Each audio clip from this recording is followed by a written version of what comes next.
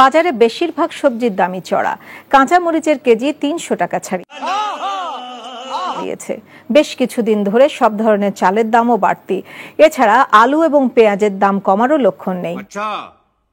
নিত্যপণ্যের বাজারে হতাশা জানিয়ে বাজার মনিটরিং জোরদারের দাবি জানিয়েছেন সাধারণ ভোক্তারা।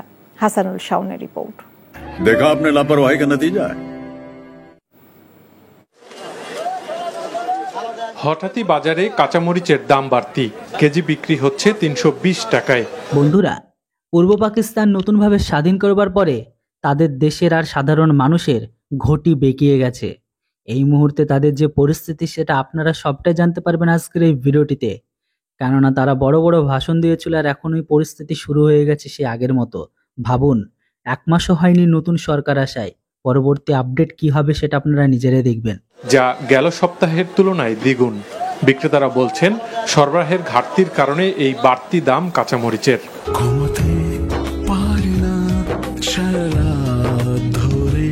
১৫০ টাকা কেজি আয় পড়ছিল, দুদিন আমদানি বেশি হয়েছে, আবার 2 দিন বন্ধ হতে মানে দামটা অতিরিক্ত বেড়ে গেছে।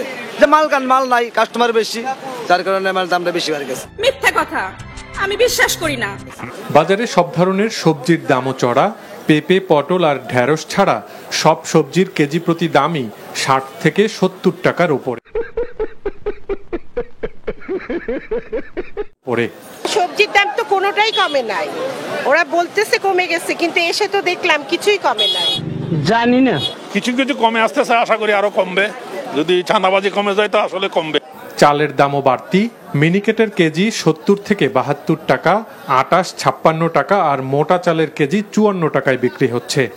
আহারে, চোখের পানিতে বুকটা বাইসা যায়। ৫০ টাকা কেজি নিয়েছিলাম, এখন আজকে নিতে হলো ৫৪ টাকা। জিনিসের দাম বেশি, আমাদের তো বেতন বাড়ে নাই, এই জন্য আমাদের একটু কষ্ট বেশি হয়ে দাঁড়ায়। ও ভাই, মারো মুঝে, মারো। ৪-৫ টাকা প্রত্যেক সালের প্রতি কেজিতে বাড়তি। ওইটা অস্বাভাবিক বাড়া, নিজের কাছে তো খারাপ লাগে না, আমরা তো আর কিছু করার নাই। কথা কি ক্লিয়ার না ভেজাল আছে? দাম কমার লক্ষণ নেই দেশি পেঁয়াজের, কেজি বিক্রি হচ্ছে ১১৫ টাকায়।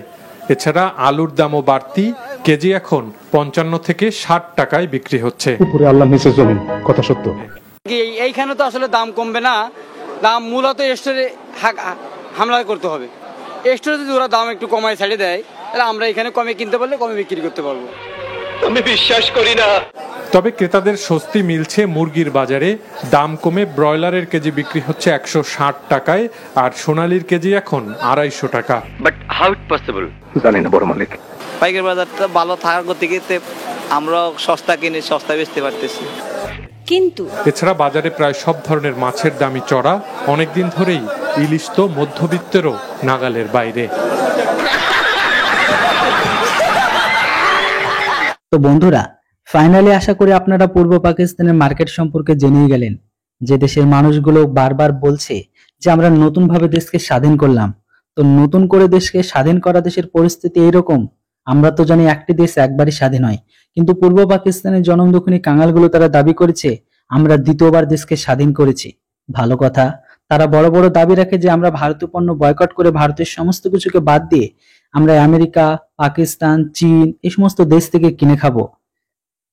কিন্তু তাদের ঘরের আর মার্কেটের যে পরিস্থিতি সেটা থেকে এতটুকু পরিষ্কার যে যতই তারা যেখান থেকে কিনে খাক না কেন, তাদের যে আদৌ যে এই সমস্ত কিছু অকাতের বাইরে সেটা কিন্তু স্পষ্ট। কেননা তারা বড় বড় দাবি করেছিল ইলিশ মাছ তারা নাকি অল্প দামে খাবে, সকলে পাবে, পেট ভরে খাবে। কিন্তু এই তো শুনলেন আপনারা নিজেরাই খবরে, যারা এখন দুবেলা দুমুঠো খাওয়া তো দূরের কথা, ইলিশ মাছ তো তার থেকেও বহু দূরে। কেননা ইলিশ মাছের দাম সেই ঘরের ভেতরে আহামরি কমেনি। আর এইভাবে যদি ভারত লাগাতার তাদের ঘরের ভেতরে সবকিছু এক্সপোর্ট বন্ধ করতে থাকে, তাহলে পাকিস্তানের মতো এদের হাতেও কাটোরা আপনারা খুব তাড়াতাড়ি দেখতে পাবেন। এর উপর আপনাদের কি মতামত অবশ্যই কমেন্ট বক্সে লিখে জানান।